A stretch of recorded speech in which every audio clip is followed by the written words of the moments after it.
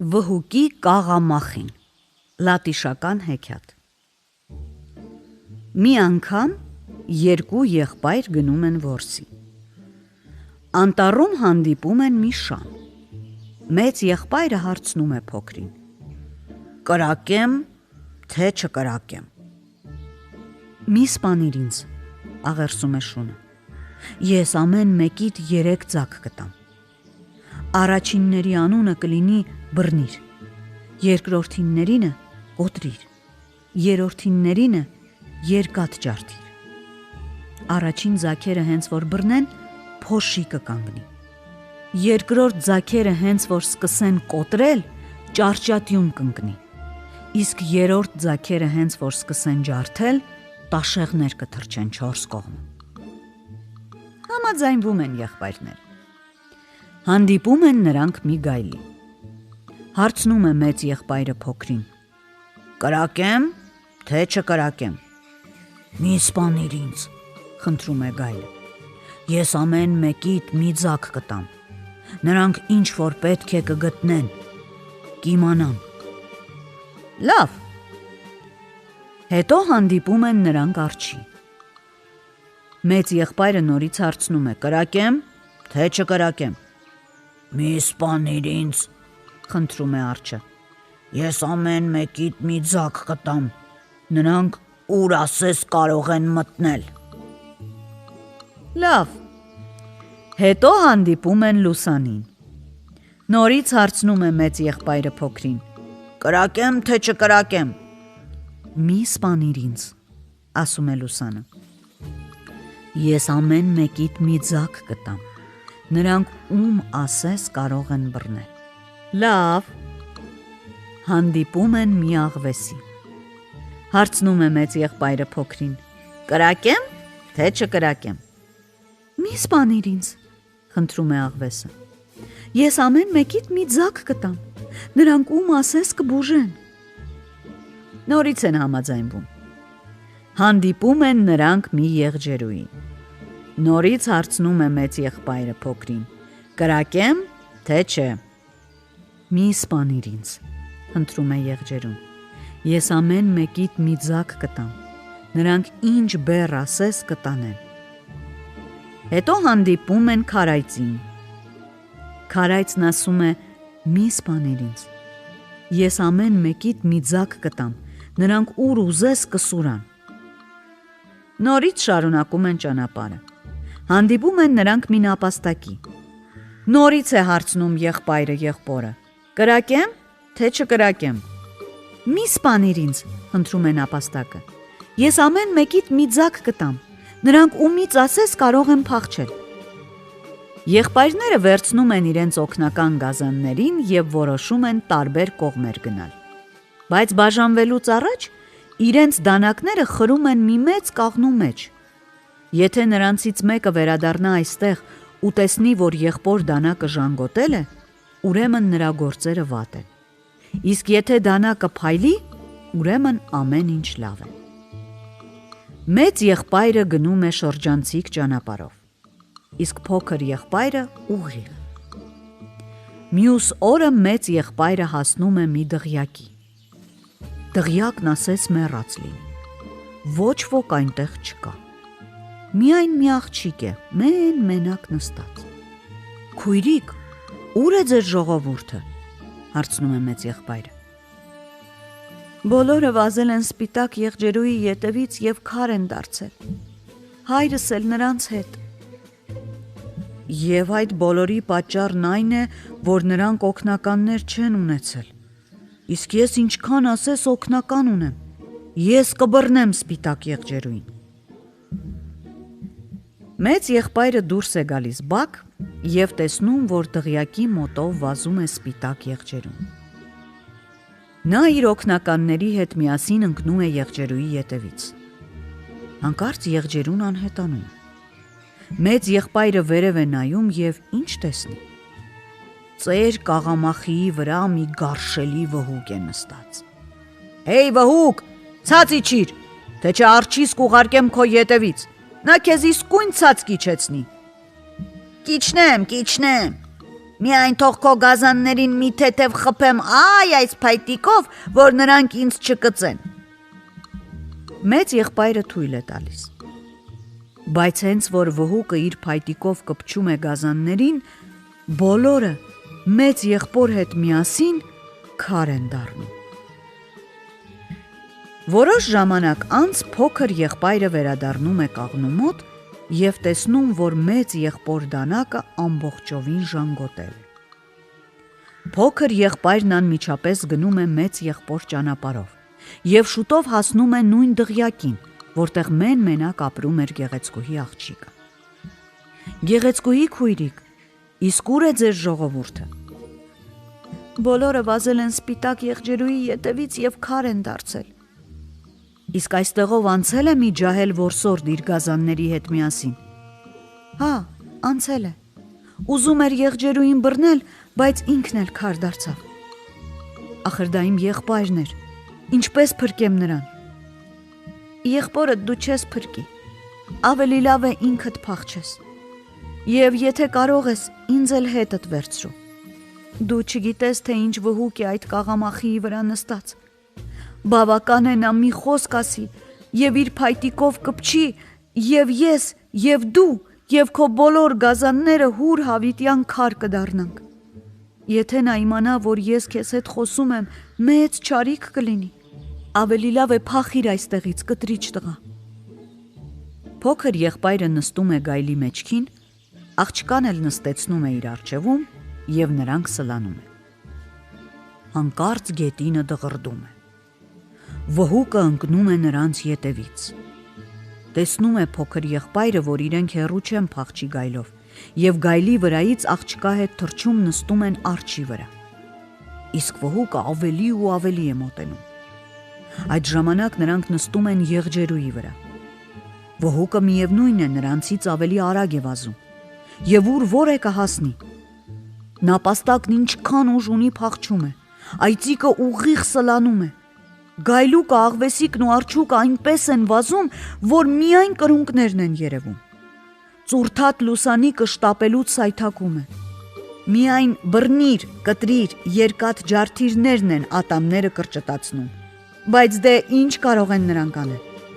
Այստեղ արդեն եղջերուն նկատում է, որ վհուկը իրենցից ճարպիկ է, և ասում է փոքր եղբորը. տրորիր իմ աջ եղջյուրը, խոզանակ կդառնա, և նետիր ձախ ուսիդ վրայով, միայն թե ետ չնայես։ Փոքր եղբայրը խոզանակը նետում է ձախ ուսի վրայով և նրանց ետևում աճում է մի թավ անտառ։ Բայց վհուկը այդ անտառով էլ է անցնում։ Այդ ժամանակ եղջերուն նորից է ասում փոքր եղբորը. տրորիր իմ աջ եղջյուրը, սրոցաքար կդառնա, նետիր այն ձախ ուսիդ վրայով, միայն թե ետ չնայես։ Փոքր եղբայրը ձախ ուսի վրայով նետում է սրոցաքարը,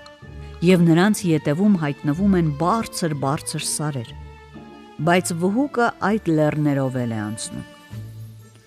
Եղջերուն նորից ասում է փոքր եղբորը.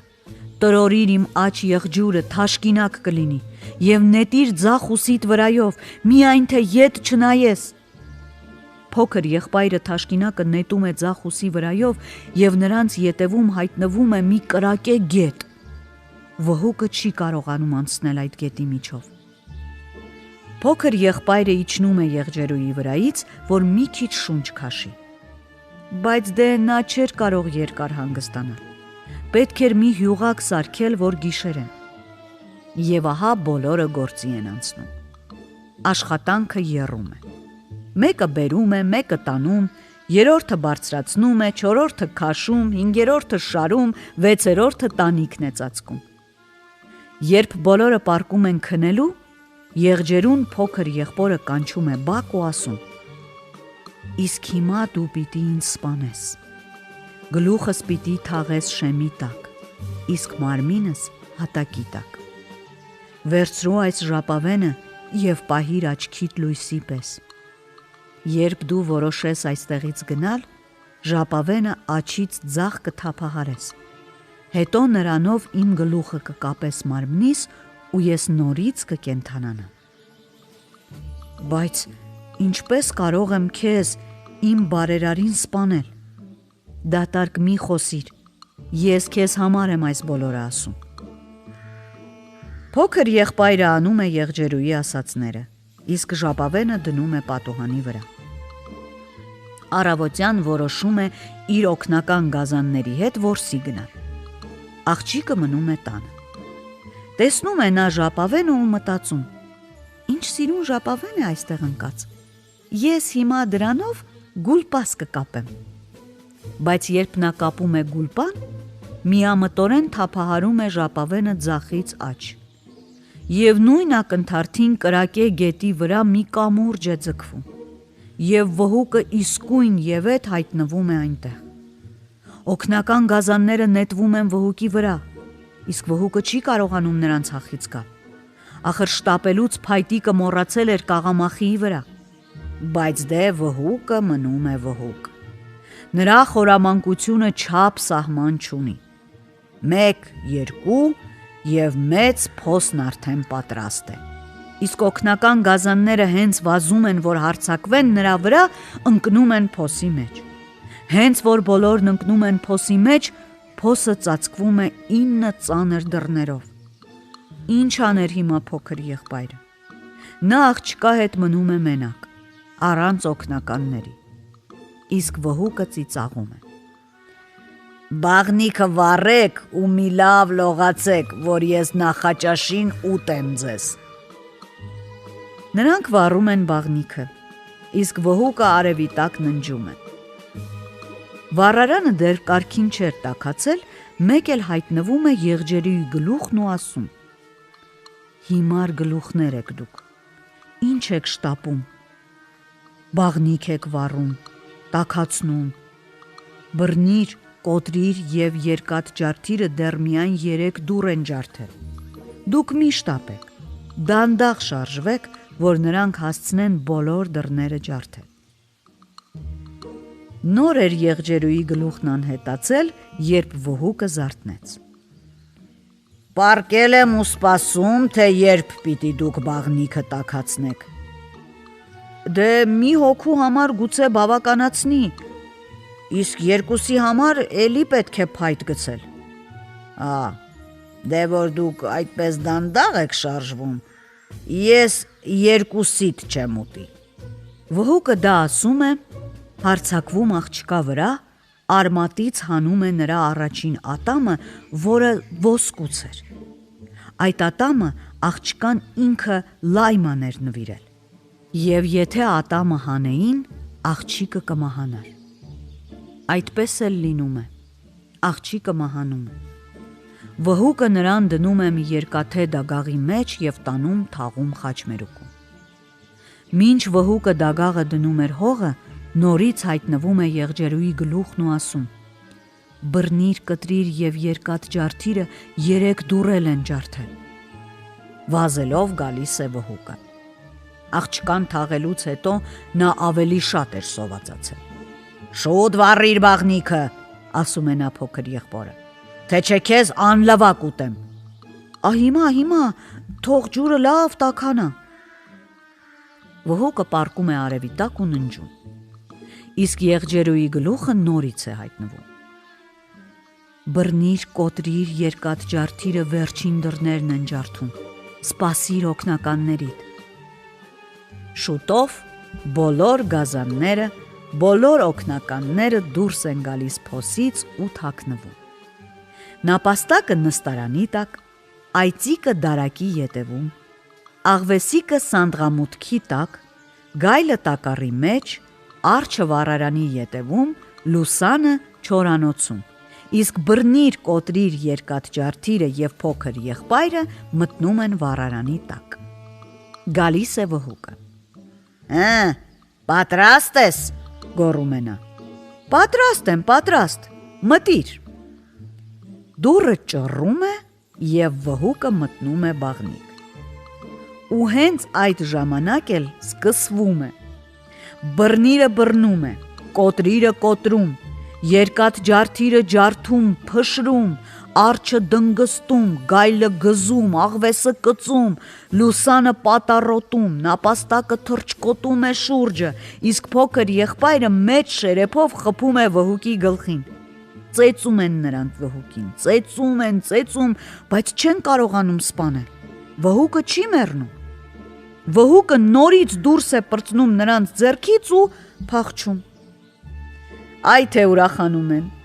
Բայց իհարկե ուրախությունը իսկույն փոխվում է վշտի, երբ փոքր եղբայրը պատմում է, թե աղջկան ինչ է պատահել։ Ու բոլորը որոշում են աղջկան գտնել։ Նապաստակը բոլորի առջևից է վազում։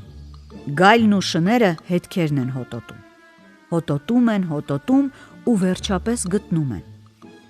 Լուսանն ու քարայծը փորում են գետինը, իսկ արջը հողից հանում է երկաթե դագաղը։ Բռնիր, կոտրիր, երկաթ ջարդիրը ջարդում են երկաթե դագաղը, իսկ ամենաբույժ աղվեսը աղջկա գլխի մոտ գտնում է ոսկե ատամը։ Փոքր եղբայրը ոսկե ատամը դնում է տեղը և աղջիկը կենդանանում է։ Իսկ հետո ժապավենով կենդանացնում է եղջերուին,